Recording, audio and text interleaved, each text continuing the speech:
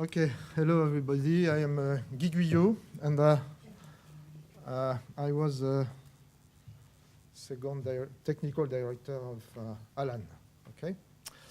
Now I am at INSU, and I will speak about this period essentially, but also I will speak about IIS today. I think it's this one. Okay. I think that everybody is familiar with Alan in this room, so you are also familiar with French, and so maybe I will do it in French and I will speak, or I will take some sentence in English. Ok, dans les années 80, un laboratoire jeune, encore jeune, le LPSP, ok, everybody speak about LPSP in this room, so you know what is it, a dû trouver un nouveau directeur parce que Roger Maurice Bonnet a été nommé à la tête de la partie scientifique de l'ESA. Et il y a eu une période intérimaire, donc Philippe Lemaire m'a dit que ce n'était pas 2 ans, it was not 2 years, but 3, or okay, 2 years and a half. And okay, and it was Alan Gabriel that was nominated, but sorry in French. And ce n'était pas évident pour tout le monde que ce soit un Anglais qui prenne la tête d'un laboratoire comme le LPSP pour en faire un autre laboratoire. Vous savez que la France et l'Angleterre ont beaucoup d'amitié et que l'entente cordiale a plus d'1 siècle, mais quand même, ceci dit, ce fut fait et ce fut bien fait. Donc nous avons accueilli Alan Gabriel. Sorry. OK, this one. Le LPSP avait déjà une structure technique avec un passé tourné essentiellement vers la physique solaire pour l'instrumentation, bien que le P signifie planétaire, si je ne m'abuse, et avait déjà renforcé sa structure technique, et en particulier avait été capable de faire en maîtrise d'œuvre, as a prime laboratory, IKS, qui est un spectro-infrarouge qui est allé voir la comète de Halley sur une sonde soviétique, et d'ailleurs Jean-Michel ici était responsable de la partie imagerie. Donc en fait ce laboratoire avait déjà une structure technique, mais elle avait à être consolidée, et quand Alan est arrivé, il a bien vu que probablement il y avait quelque chose à faire de ce côté, conseillé bien entendu par les ingénieurs du laboratoire et les chercheurs.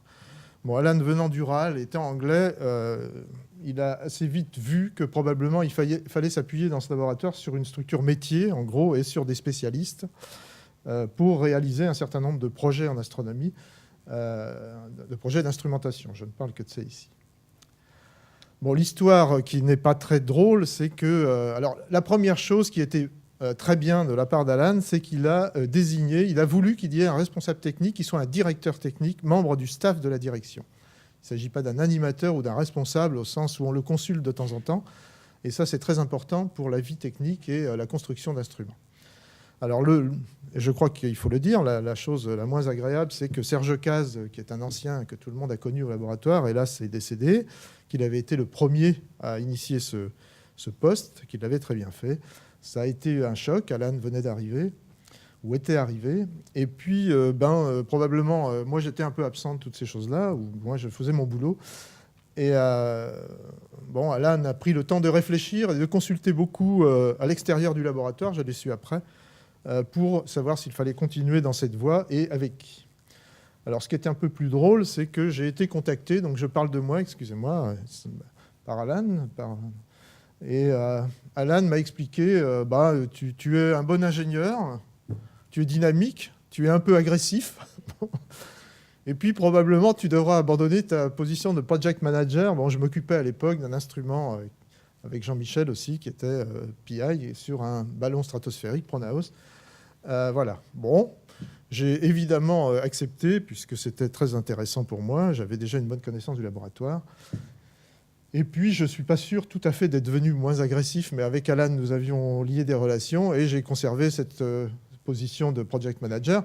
Et je pense qu'Alan, dans sa tête, se disait qu'il ne fallait surtout pas que j'abandonne. Peut-être était-ce un test à l'époque. Et je crois que j'ai commencé à apprendre beaucoup d'Alan dans son fonctionnement.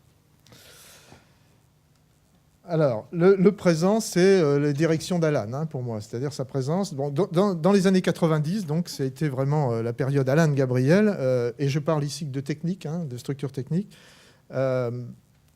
cette structure et la façon dont il a organisé le laboratoire, avec bien entendu les gens impliqués, ont permis vraiment la réalisation d'instruments qui ont été tous des succès. Alors à la fois réalisation d'instruments, mais aussi étude de nouveaux instruments et, j'allais dire, prémices de programmes qui aujourd'hui, alors pas tout à fait Cosmic Vision pour Alan, mais sont des choses qui se font, d'accord ? Je crois qu'il faut le dire, mais on peut le dire, il n'y a pas trop d'autres laboratoires ici. L'IAS est sans doute aujourd'hui le meilleur, alors un des meilleurs, il y en a d'autres, mais pas tant que ça, laboratoire capable de construire de l'instrumentation spatiale avec des succès, et surtout pouvant avoir la maîtrise d'œuvre d'un instrument complexe. Ça veut dire PI probablement, mais aussi la maîtrise d'œuvre d'un instrument complexe. Et ça, aujourd'hui, ce n'est pas fréquent. Alors maintenant, ou aujourd'hui, la partie, cette question de l'engineering dans les laboratoires académiques a toujours été une question posée. Okay, elle l'est encore aujourd'hui, je pense.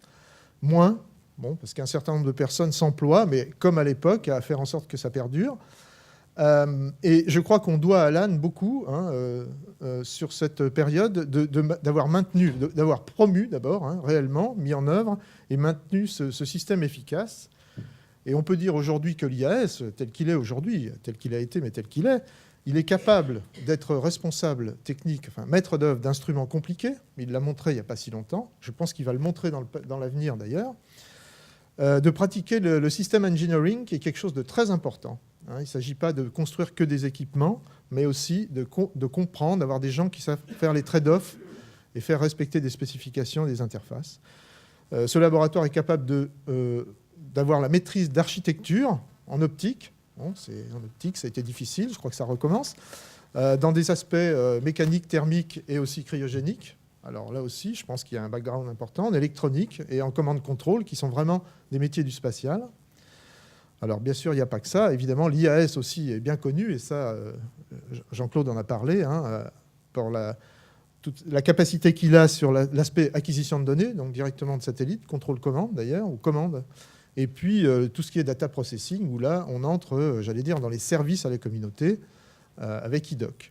Évidemment, aussi une particularité de ce laboratoire, souvent copiée mais jamais égalée, si je puis me permettre, c'est la station d'étalonnage, qui est un ensemble extrêmement technique et performant, qui permet effectivement la calibration d'instruments ou d'équipements, mais aussi les tests en environnement spatial, et qui permet aussi d'accueillir des chercheurs, des ingénieurs, des techniciens pour faire de la R&T en vue des programmes futurs.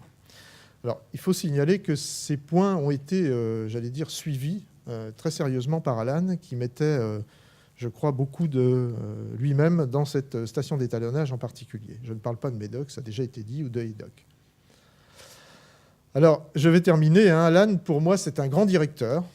J'en reste à la partie que je connais bien. C'est mon opinion, bien sûr, et je pense que ce n'est pas que la mienne. C'est quelqu'un qui croit, effectivement, non seulement, comme je l'ai écrit, dans ce qui peut être un staff technique organisé, mais qui croit aussi beaucoup dans la liaison entre la science, d'accord, et la technique. C'est-à-dire qu'on fait les deux ensemble. Il y a des liens qui sont des instrument scientists et des ingénieurs systèmes. Il faut des liens avec en particulier la théorie, mais c'est quelque chose de très important. Il a toujours défendu ce point de vue auprès des agences et des instances. C'est le directeur qui a permis à l'IAS d'avoir des succès complets. Alors je cite SOHO, mais il y en a d'autres, évidemment, en particulier en exploration du système solaire, puisque encore aujourd'hui, il y a des gens qui travaillent beaucoup sur ces sujets. Je signale aussi, ce n'est pas tout à fait mon domaine, mais comme j'ai beaucoup travaillé avec Alan, il a aussi eu, je veux dire, cette position de défendre beaucoup les thématiques qui n'étaient pas les siennes, pour que ensuite des programmes arrivent, pas que dans son laboratoire, pas à l'IAS, mais de façon générale. Et ça, je dois dire que c'est quelque chose de très important, en particulier en plein étau. Voilà. Alan, de l'IAS aujourd'hui, c'est dans la continuité du travail d'Alan, je crois qu'on peut le dire. Bon, les directeurs ne doivent pas être là, c'est dommage, ils étaient là, certains, ils ont des choses à faire. Et je crois qu'Alan a vraiment bâti l'IAS et qu'aujourd'hui, les directions successives continuent dans sa lancée, et c'est, ma foi, bien. Voilà, pour terminer, voilà, donc Alan, n'est-ce pas? Et puis, bon, je crois que ça, c'est inséparable de ton directorat et de ton passage. Et je te remercie beaucoup moi-même et je pense que tout le monde te remercie. Thank you very much, Alan.